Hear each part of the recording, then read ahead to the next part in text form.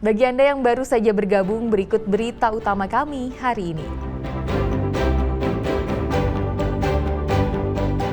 Bus penumpang terjun ke jurang di perbatasan Situ Bondo Bondowoso, belasan penumpang terluka.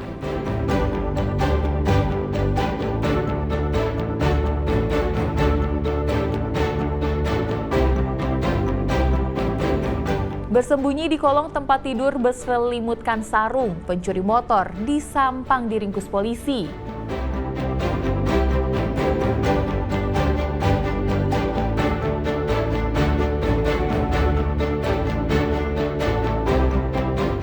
Sarang ular piton ditemukan di sebuah lahan kosong di Surabaya. Petugas damkar menangkap 2 indukan piton sepanjang 3 meter.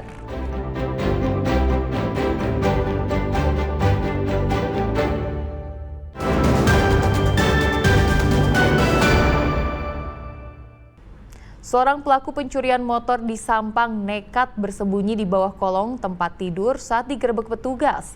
Aksi pelaku terungkap setelah ia meminta uang tebusan kepada korban bila ingin motor yang dicurinya dikembalikan. Pelaku pencurian motor, pria berinisial S, usia 40 tahun ini sempat bersembunyi di kolong tempat tidur saat mengetahui kedatangan petugas di rumahnya di kawasan Desa Somber Sampang. Awalnya petugas sempat kesulitan untuk menemukan pelaku, bahkan petugas harus menyisir setiap ruangan di dalam rumah, hingga akhirnya menemukan pelaku di bawah kolong tempat tidur. Untuk mengelabui petugas, pelaku bahkan membungkus tubuhnya dengan sarung. Petugas yang memergoki pelaku langsung membekuk dan memborgolnya untuk digelandang ke kantor polisi guna menjalani pemeriksaan. Hasil interogasi petugas, pelaku mencuri 1 unit sepeda motor, kemudian meminta uang tebusan sebesar 5 juta rupiah kepada korban bila mau kendaraan tersebut dikembalikan. Korban kemudian melapor ke polisi dan melacak keberadaan pelaku. Setelah diselidiki petugas, berhasil menemukan persembunyian pelaku dan dilakukan penggerebekan. Jadi kronologi penangkapan, jadi setelah kita melakukan pemeriksaan saksi dan beberapa korban, jadi kita bisa mengungkap karena tersangka tersebut mengembalikan kepada korban sepeda motor tersebut dengan cara ditebus. Atas perbuatannya tersangka dijerat pasal 363 ayat 1 KUHP tentang pencurian dengan pemberatan, ancaman hukuman hingga 7 tahun penjara. Nia Karunia dan Sri Rama melaporkan dari Sampang. Sarang ular piton yang berada di bawah tumpukan sampah dan kayu di lahan kosong kawasan Kalilomlor, Surabaya ditemukan oleh petugas Dinas Pemadam Kebakaran dan Penyelamatan atau DPKP Kota Surabaya. Petugas mendapati 2 induk ular piton berukuran raksasa serta puluhan telur yang belum menetas.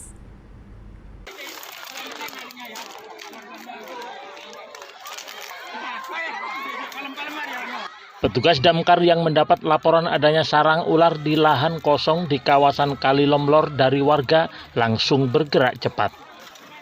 Petugas membongkar tumpukan sampah dan kayu. Hasilnya petugas tidak hanya menemukan 1 ular, namun mendapati 2 induk piton raksasa sepanjang hampir 3 meter.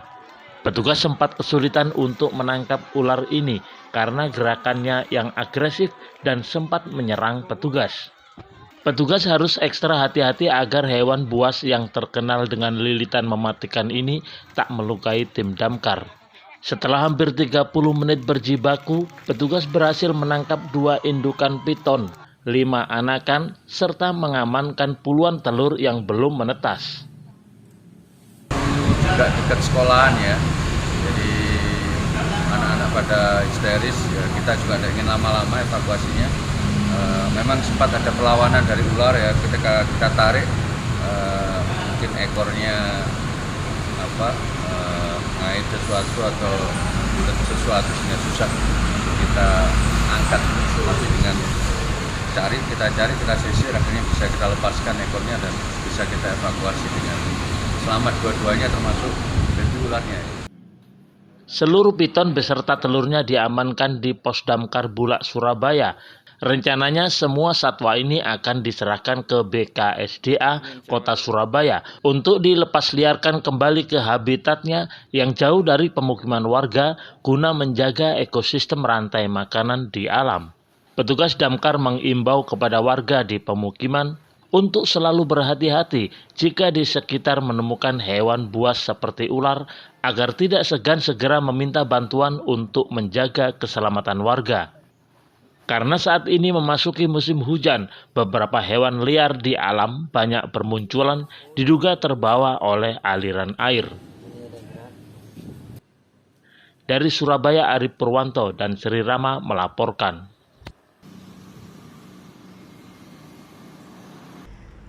Tingginya permintaan pasar dan kesesuaian kondisi alam menjadikan kedelai edamame sebagai komoditas andalan petani di Jember.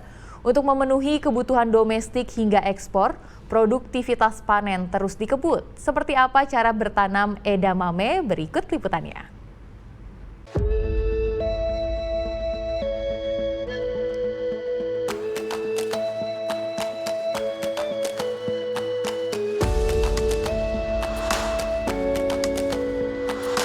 Salah satu pusat budidaya edamame ini berada di Desa Manggaran, Kecamatan Ajung, Jember.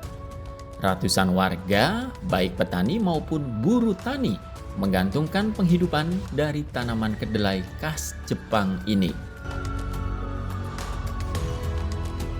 Misbahul Ulum, salah satu petani muda yang awalnya bertani padi, kini mulai beralih menanam edamame setelah mengetahui besarnya potensi pasar lewat internet.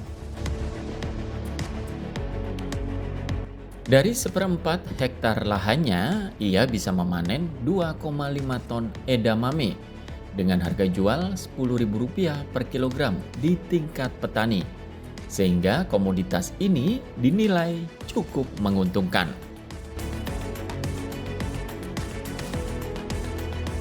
Ya, alhamdulillah Pak, untuk tanaman edamame asalkan kita bisa merawat tanaman dengan maksimal, pemupukan yang tepat dan berimbang, insya Allah hasil panennya juga maksimal. Di samping itu perlu penanggulangan hama, penyemprotan yang rutin. Tidak hanya skala kecil, sebagian petani juga mengembangkan edamame dalam jumlah besar, seperti yang dilakukan Ervan Effendi yang pada musim tanam kali ini menanami 10 hektar lahannya dengan edamame karena tingginya serapan pasar. Proses penanaman hingga panen, ia dibantu puluhan pekerja untuk penyiangan gulma, pemupukan hingga pembersihan lahan. Kombinasi pupuk yang tepat menjadi kunci kesuburan lahan miliknya.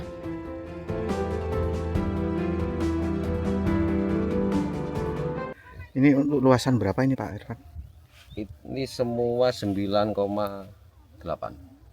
Dari sejauh ini kondisi tanaman seperti apa Pak? Alhamdulillah 90% normal.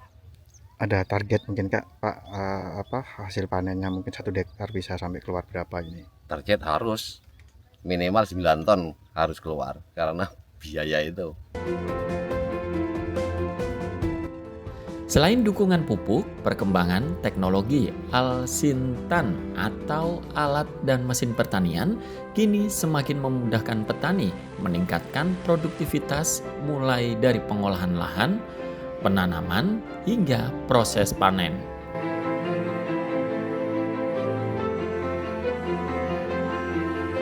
Didukung alam yang cocok, teknologi, hingga tingginya permintaan pasar, edamame Jember terus menguat sebagai komoditas unggulan yang menopang ekonomi petani sekaligus memperkuat posisi Indonesia di pasar ekspor. Bertani edamame saat ini di Kabupaten Jember tengah naik daun. Dengan lahan pengembangan mencapai 1.200 hektar, Jember mampu memasok 5.000 ton kedelai edamame per tahun.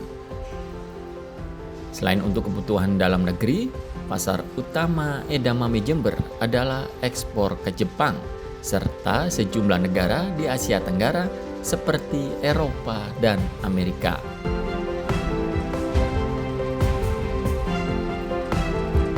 Tommy Iskandar dan Sri Rama melaporkan dari Jember.